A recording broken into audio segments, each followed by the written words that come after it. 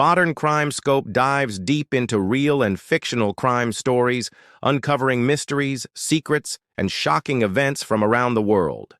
We bring suspenseful, detailed, and engaging storytelling that keeps viewers on the edge of their seats.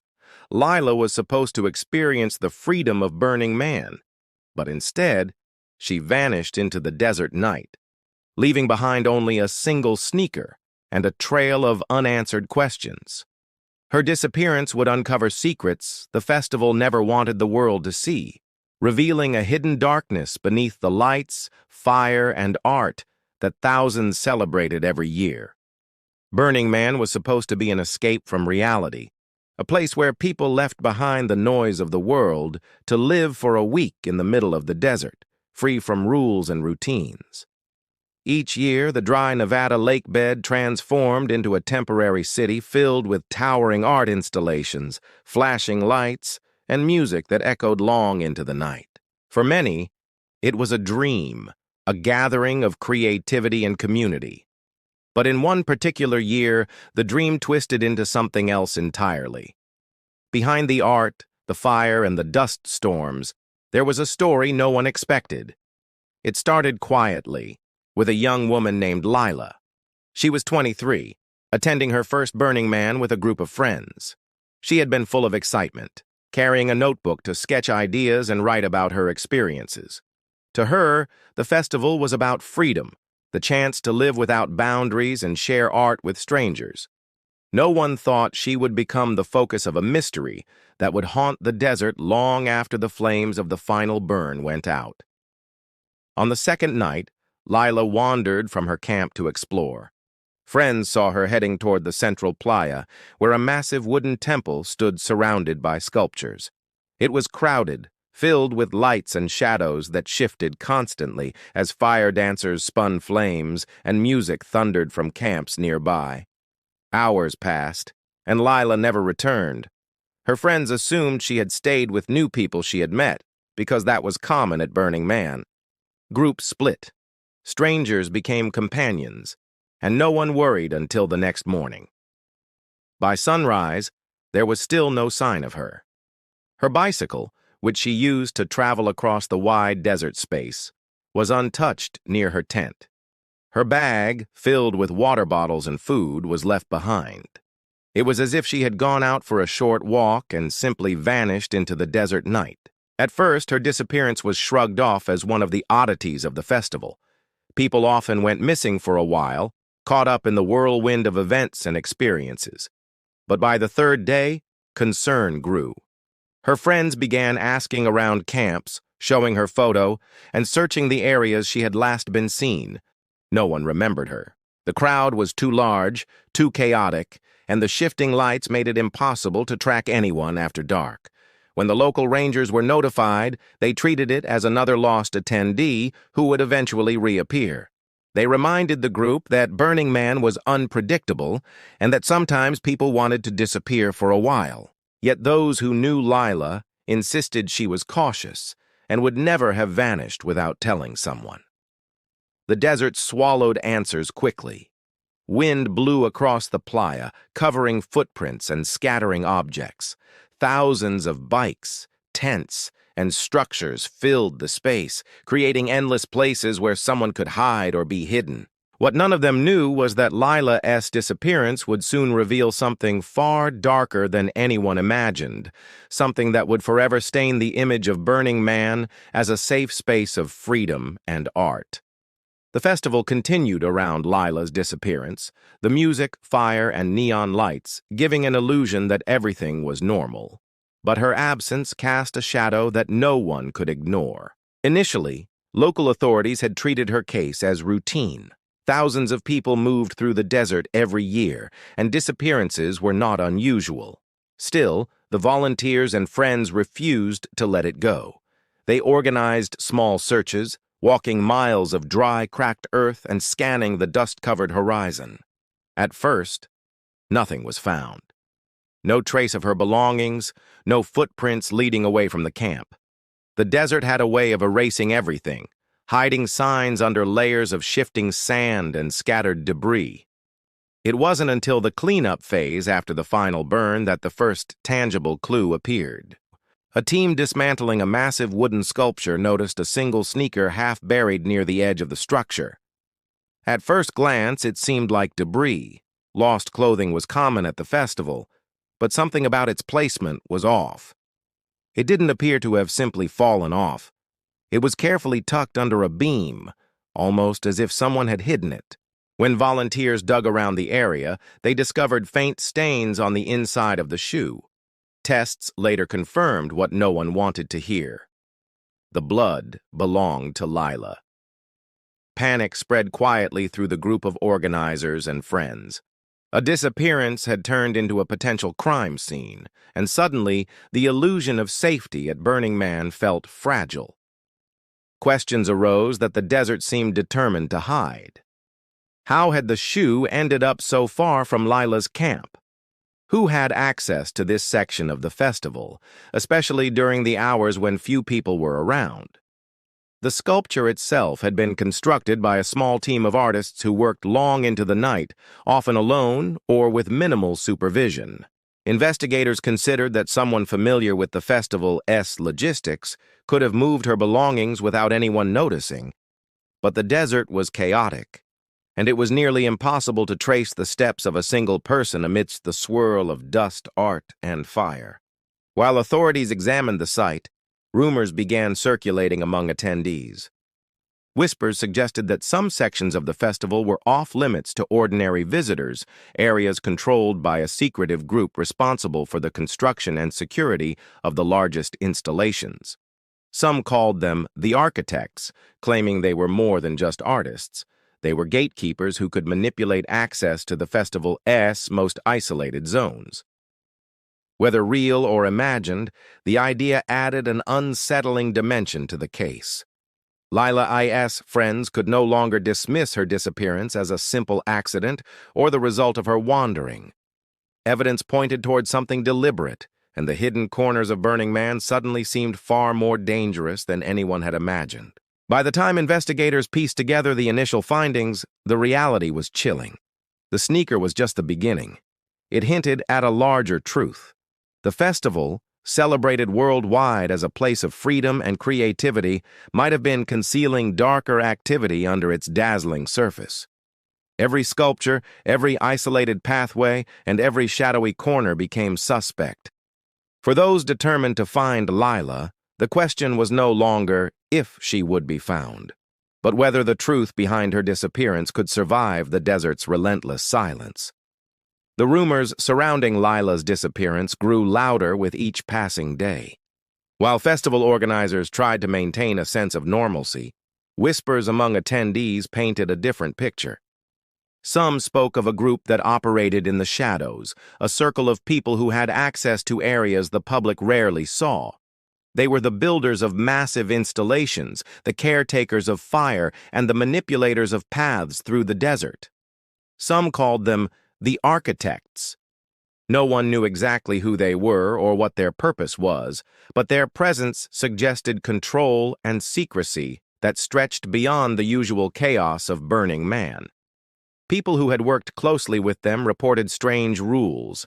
Cameras weren't allowed in certain zones, strangers were barred from crossing specific boundaries, and some areas were meticulously maintained to conceal any traces of movement.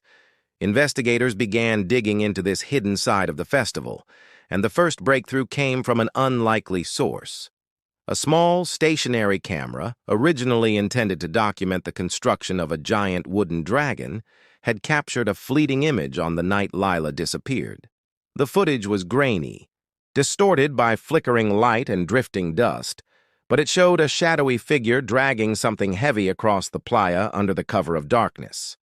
At first, it was unclear what the object was, but the motion, deliberate and careful, was unmistakable. The figure moved as if they were hiding their actions, ducking behind the tall legs of sculptures and avoiding pools of light from nearby camps. Investigators enhanced the footage, and while the details remained murky, the movement's direction aligned with the location where Lila's sneaker was eventually found. The more authorities examined the festival's layout, the more unnerving patterns emerged. Isolated paths and unmonitored zones created natural corridors for someone to act unnoticed. The largest art structures, meant to awe attendees, also created blind spots. It became evident that whoever was involved had intimate knowledge of the festival's geography. They had to know where cameras were, where rangers patrolled, and when the desert's shadows would be heaviest. The implications were chilling. Lila's disappearance might not have been random. She could have been targeted by someone who understood the desert's rhythms and the festival's structure. Meanwhile, attendees began reporting strange occurrences that only added to the tension. Some claimed to see figures moving silently behind the installations late at night. Others noticed unusual markings etched into the wood of sculptures, symbols that didn't match the known artwork or designs. While many dismissed these accounts as paranoia fueled by the heat and dust, investigators couldn't ignore them. The desert, normally open and exposed, had become a maze of secrets, where ordinary attendees could easily be overlooked or manipulated. As the days stretched on, it became clear that the festival itself had been used to conceal something sinister. Lila's friends grew increasingly desperate, realizing that her disappearance was tied not just to the chaos of the desert, but to people who were deliberately controlling what could be seen and what could remain hidden. The idea that Burning Man, a festival celebrated for its openness and creativity, could shelter such darkness sent a ripple of fear through everyone who loved the event. The puzzle of Lila's fate was no longer just about a missing person. It was about uncovering the unseen forces that could operate freely behind the spectacle of fire and art. As investigators continued their search, the desert seemed to push back, hiding the answers beneath layers of dust and debris. The festival had ended, but the chaos it left behind only made the investigation more difficult. Then, during a detailed sweep of the outskirts of the main camp, search teams discovered a shallow grave. At first, it looked like a simple depression in the sand, perhaps formed by the wind or discarded materials.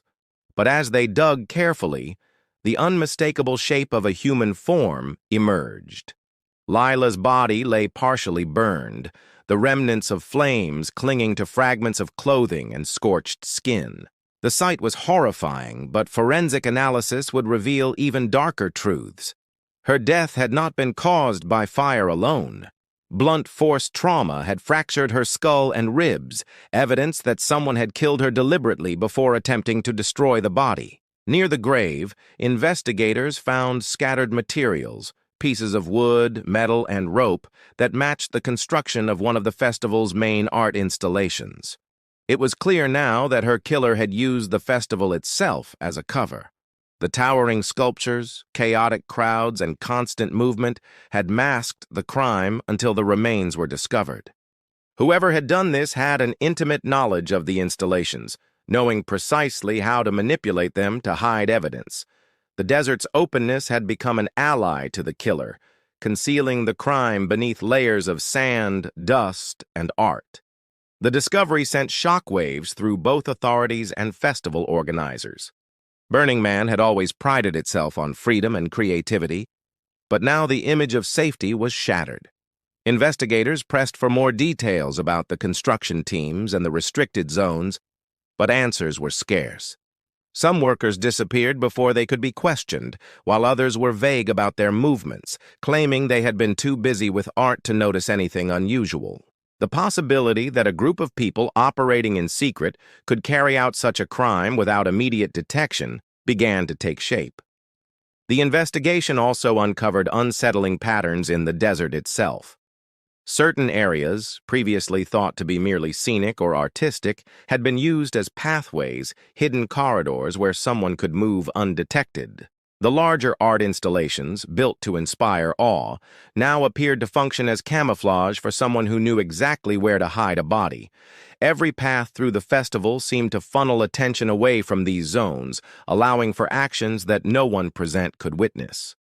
The festival's very design, meant to encourage exploration and wonder, had become a perfect trap. As the pieces came together, one chilling realization emerged. Lila's death was not an accident, and the desert was unlikely to give up more answers easily. The festival that drew thousands from around the world had, in some way, enabled a deliberate crime to take place. And though the remains had been found, the identity of the perpetrator remained shrouded in mystery. Burning Man's lights continued to burn in memory and in story, but beneath them lay shadows the festival would never admit existed. The desert had claimed more than art and dust that year. It had claimed a life, leaving behind a question no one could fully answer. Who and why had turned a celebration into a scene of calculated horror? Even after Lila's remains were discovered, the desert refused to release its secrets completely. Authorities struggled to identify suspects, and many of the people connected to the restricted zones simply vanished before questioning could be thorough. Some left the festival grounds immediately after the investigation began, boarding buses or planes with no clear explanation, while others seemed to disappear into the chaos of future events, blending back into the crowds of attendees as if nothing had happened. It became painfully clear that whoever had taken Lila knew the festival's rhythms and had planned the act with precision. The desert, with its shifting sands and endless space, was the perfect accomplice.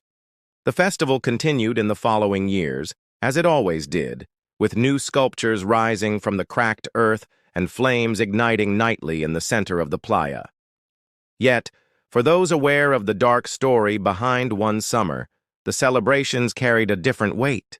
The whispers of the architects, the elusive group rumored to control certain zones, persisted. Some attendees reported seeing strange symbols carved into wood and metal, markings that didn't match any sanctioned artwork. Others described fleeting shadows in areas supposedly abandoned, figures moving with purpose behind the flicker of firelight. While the majority dismissed these accounts as imagination fueled by dust, heat, and exhaustion, the possibility that something sinister still lingered was impossible to ignore.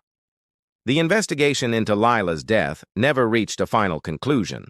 Without witnesses, without suspects, and with most evidence buried under layers of desert sand, the authorities could only close the case as unresolved. This left her friends and family in a state of lingering despair, haunted by questions that would never be answered. Why her? Who had chosen her fate?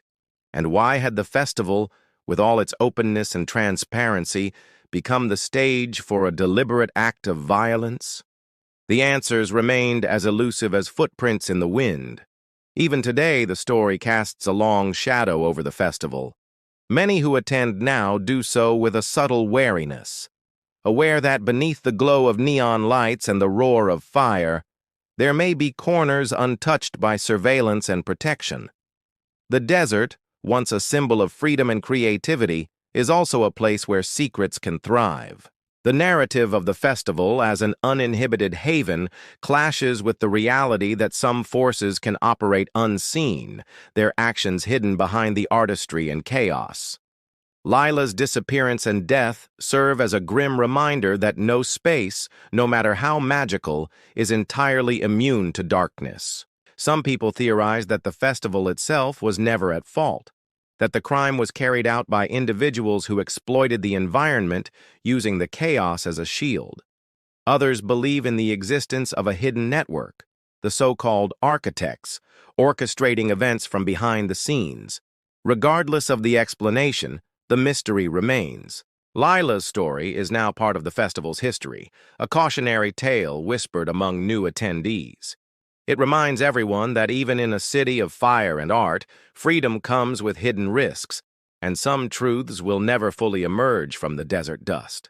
The question lingers: who truly watches over Burning Man, and how many secrets lie beneath the sands? Waiting for the next victim or witness to stumble across them?